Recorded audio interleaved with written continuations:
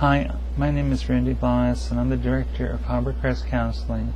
We're located in Pomona, New York, in Rockland County, about a half hour north of New York City. At Harbor Crest, we offer counseling, psychotherapy, and hypnosis. Over the years, we've had a number of people coming in with trauma. And by trauma, I define that as a number of different conditions that meet the diagnostic criteria we call post-traumatic stress. And that includes people that have been raped, sexually abused, physically abused, been threatened at knife or gunpoint, or threatened that they were going to be stabbed or killed, victims of domestic violence, those that had been involved at the World Trade Center in 2001 and in 1990, I think 3. Anybody from the ones that had been taking the elevator down and couldn't fit any more people in, to workers that worked at different parts of the sites. Each of them winding up with a similar set of reactions that we call PTSD. In post-traumatic stress, we wind up having things indelibly recorded in our mind, so that something that occurred when I was age 3 can get triggered today by some similarity. For example, if at age 3 I was raped by a person with white hair and a mustache, I might not realize why I feel anxious all of a sudden with a person with white hair and mustache. If, again with sexual abuse, I was forced to have oral sex with a person's hand on the back of my head, I might not associate when I get triggered, which is a term meaning kicking up those feelings, with a hand on the back of the head, or a phrase, or other things where the feeling seems to come out of nowhere. In PTSD and trauma, there's a trigger in the present that hits on the unconscious traumas of the past and creates a reaction. There's a couple of hallmarks that I look for in diagnosis of PTSD. One of them is recurring trauma or reminders of the trauma. Some of those things that I was just talking about that kind of triggered.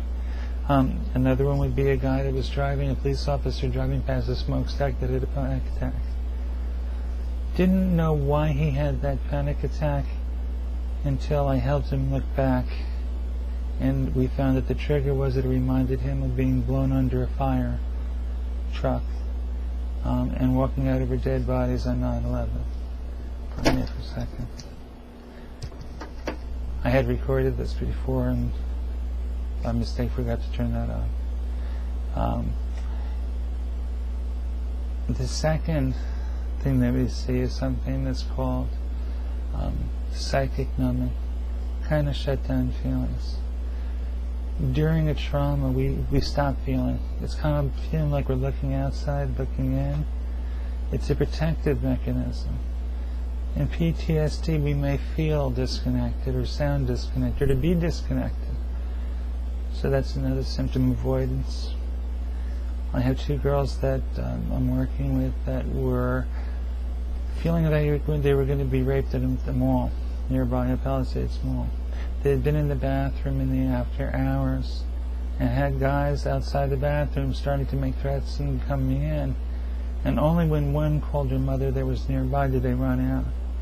There's still an anxiety about going into the bathroom. Any stimulus, words, voices, sounds that are familiar and are recorded in our mind from that event can trigger tastes, smells. Lysol for one client triggered them. Touch and what we see. All of those can trigger yesterday events to where we feel feelings now. PTSD and trauma isn't hopeless. There is recovery. I wind up seeing a lot of people to work with them in regard to feeling better. There's a lot of good work in terms of identifying people that need help.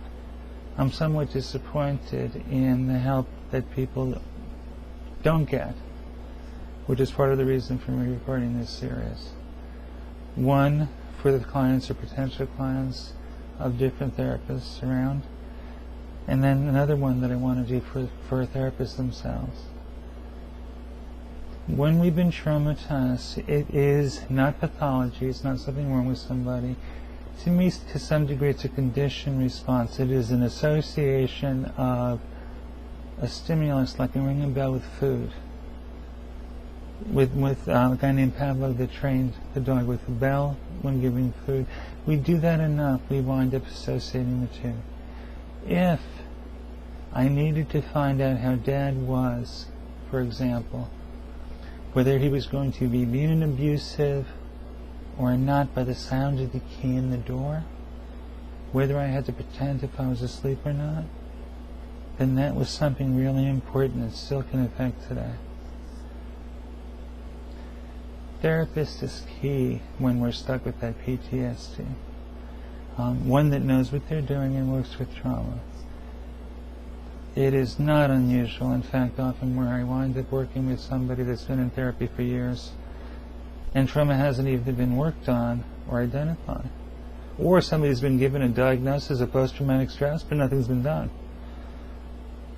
So I find it important to do education. Important to see a darn good therapist that knows what they're doing, which you can find from places like from the American Academy of Experts in Traumatic Stress and lists on insurance companies, and those that are experts in that and know what they're doing, and that you feel that you can connect with.